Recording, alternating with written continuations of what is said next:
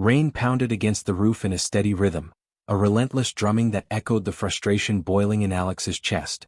The wind howled through the quiet suburban street, rattling the windows as they braced their weight against the cold metal of the wheelchair.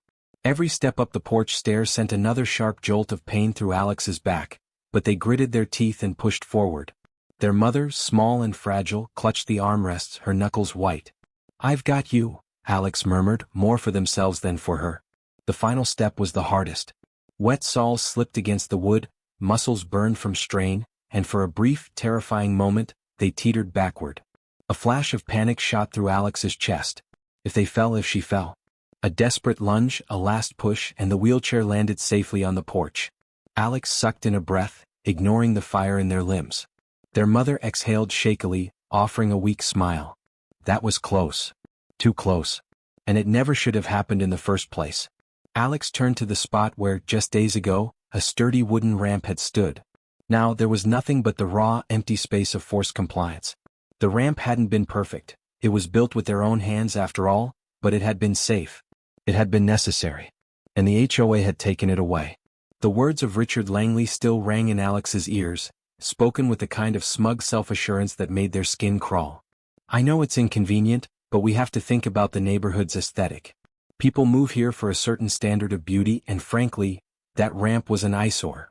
The memory of that HOA meeting burned hot. Alex had stood before the committee, hands clenched at their sides, laying out every reason why the ramp was essential. They'd pointed out the ADA guidelines, cited legal protections, even pleaded on behalf of their mother's basic human dignity. And still, Richard had smiled, lifted a perfectly manicured hand and voted it down. One by one the others had followed. "Majority rules," he had said, his lips twitching into something just shy of a smirk. "I trust you'll take care of it by the end of the week." And just like that, Alex had been given a deadline, an ultimatum disguised as civility. Comply or be fined. Comply or be taken to court. Comply or lose everything. Their mother had tried to comfort them, saying it wasn't worth the fight. "We'll manage," she had assured them, as if her voice didn't tremble every time she approached those damn stairs. But Alex had seen the truth in her tired eyes. She was exhausted. Defeated. And Richard Langley had gotten exactly what he wanted. Across the street, his house sat like a monument to arrogance, pristine and symmetrical, with its perfectly trimmed hedges and a driveway so polished it practically reflected the sky. Even now, through the sheer curtains of his front window, Alex could see the faint flicker of his television. Living comfortably, without a second thought about the lives he had disrupted. Something hot and bitter curled in Alex's stomach. They weren't the type to go looking for fights, but this wasn't just a fight. This was survival. They had tried the reasonable approach. They had played by the rules, pleaded their case, done everything right. And it hadn't mattered. Fine. If Richard Langley wanted to hide behind his rules, Alex would find the one that would break him.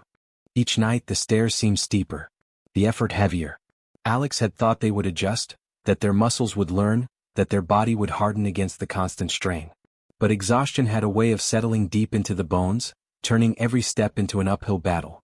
Their mother never complained, but Alex could see the guilt etched into the tightness of her jaw, the way she hesitated before asking for help.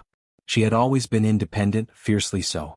Having to rely on someone else for something as basic as getting into her own home, it was killing her. The breaking point came on a night colder than the rest. Ice crusted the edges of the stairs, the wooden planks slicked beneath Alex's boots. They knew the moment their foot slipped that they had made a mistake. The world lurched, gravity pulling hard. For a split second they thought they could recover, but the wheelchair tilted, and the scream that tore from their mother's throat sent lightning through Alex's spine. Somehow they caught themselves. Somehow they stopped the fall. But the damage was done. Their mother was shaking, one hand clutching her chest, the other still gripping the armrest like her life depended on it. "That's it," she breathed. "We can't keep doing this." Alex's hands trembled as they steadied the chair. Anger twisted hot beneath their ribs. This wasn't just inconvenience. It wasn't just discomfort. It was danger. It was reckless, unnecessary danger, forced on them by a man who would never have to struggle up a single step in his life. The next day, Alex took the fight to Richard's doorstep. They pounded on his polished oak door, their knuckles stinging from the force. A long pause, then the slow creak of hinges. Richard stood there, wrapped in a silk robe, coffee in one hand, an expression of mild irritation pulling at his features. "Can I help you?"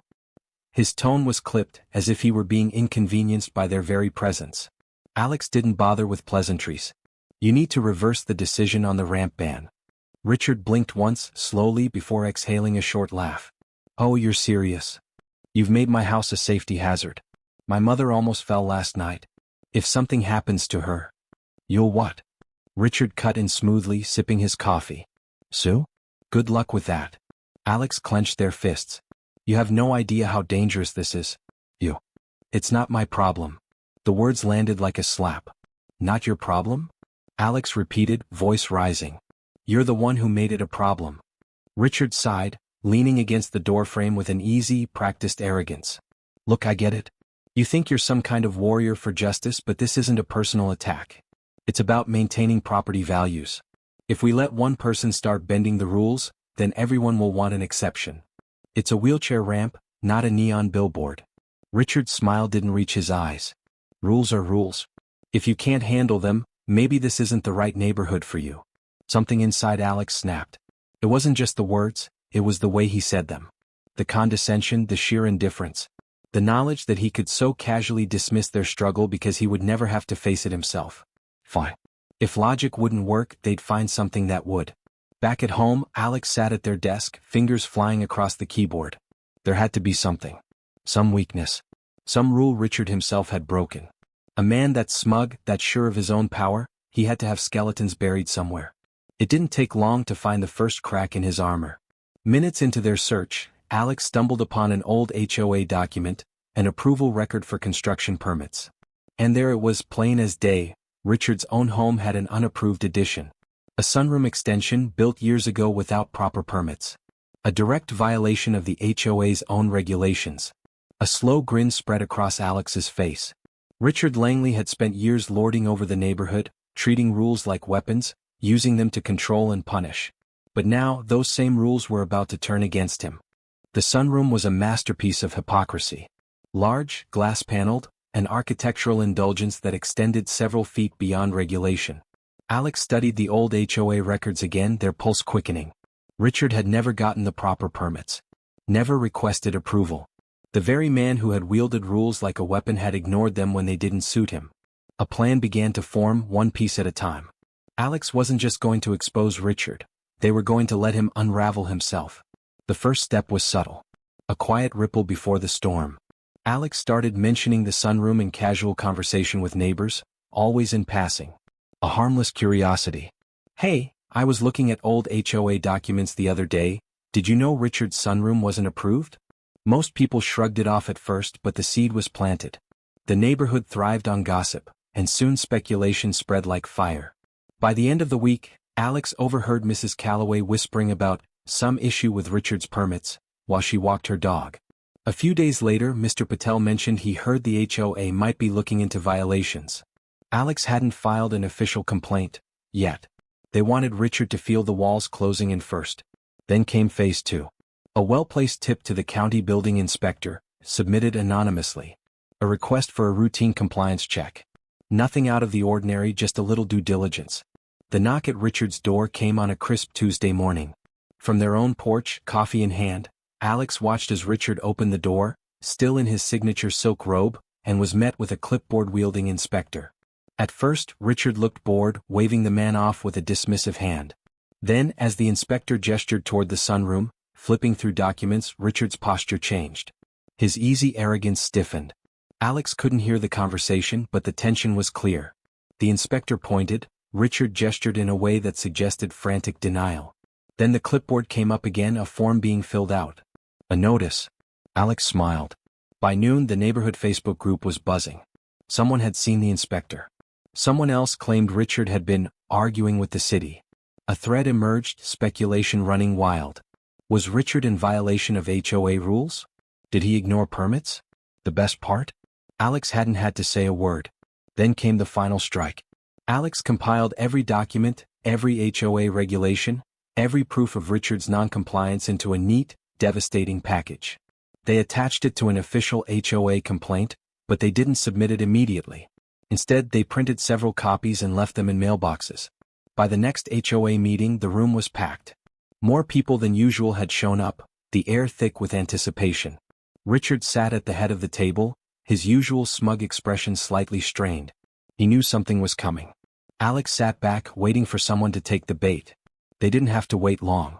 Richard, Mrs. Calloway's voice rang out, sharp and pointed. Is it true your sunroom wasn't approved by the HOA? Murmurs rippled through the crowd. Richard forced a chuckle. All that? That's an old project, grandfathered in. That's not how it works, Mr. Patel cut in. I had to get approval for my deck just last year. The rules are the rules, right?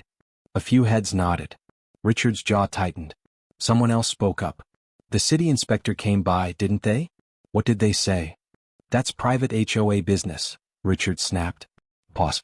Then Alex, calm, deliberate, that's funny. You didn't seem to think my mother's wheelchair ramp was private business. The room went silent. Richard's face darkened. He hissed. Alex shrugged. Rules are rules. The meeting ended in chaos. The HOA board, forced to address the complaint, scheduled a vote to determine whether Richard's violation required action.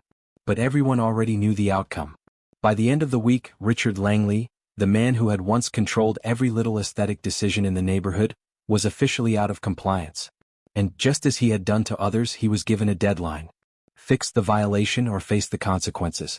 For the first time, Richard Langley had to follow the very rules he had enforced so ruthlessly. And Alex? They were just getting started. Richard Langley had always carried himself with an air of untouchability. He had built his power on control, on his ability to bend others to his will with the stroke of a pen or the flick of a disapproving glance. But now, that carefully constructed image was crumbling, and for the first time he was the one scrambling for footing. The HOA had given him 30 days to either demolish the sunroom or bring it up to code, a task that would cost tens of thousands. And unlike the people he had bullied before, there would be no exceptions, no favors, no bending of the rules. Alex watched the slow unraveling with the same quiet patience they had used to set the trap. They saw the way Richard avoided neighbors now, his usual strut replaced with a stiff, uncomfortable shuffle.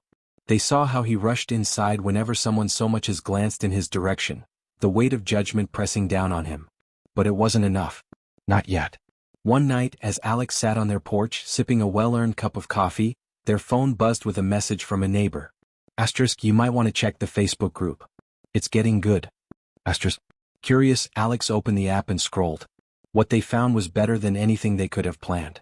Someone had leaked the official violation notice, complete with the details of Richard's fines and the looming threat of legal action if he didn't comply. The comments were brutal. *, so he can take away a wheelchair ramp, but his own house isn't up to code? Classic. *, I'd love to hear him explain how a safety hazard is fine as long as it looks pretty. *, petition to make him take the stairs every day with a bag of groceries in each hand. The best one was a meme, a smug-looking Richard photoshopped in front of his sunroom, the words HOA rules for thee, not for me plastered across the top.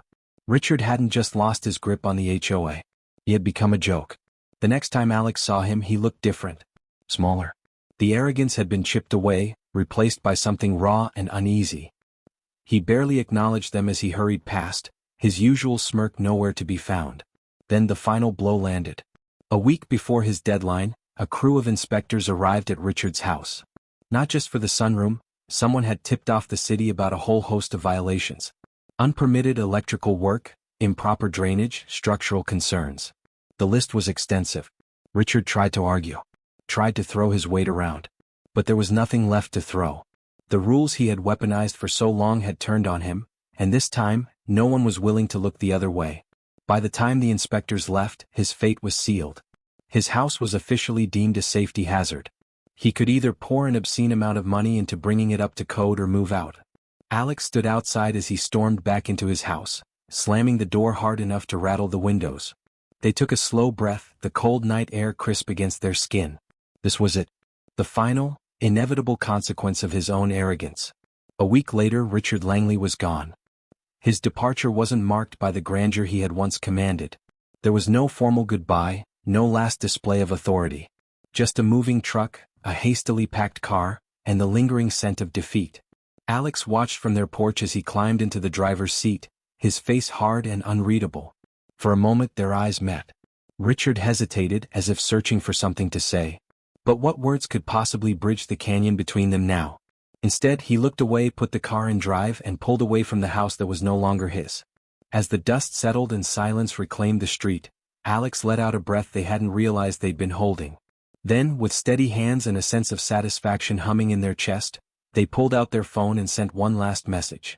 A photo of the newly rebuilt wheelchair ramp. And a single, final caption. *, enjoy your new home, Richard.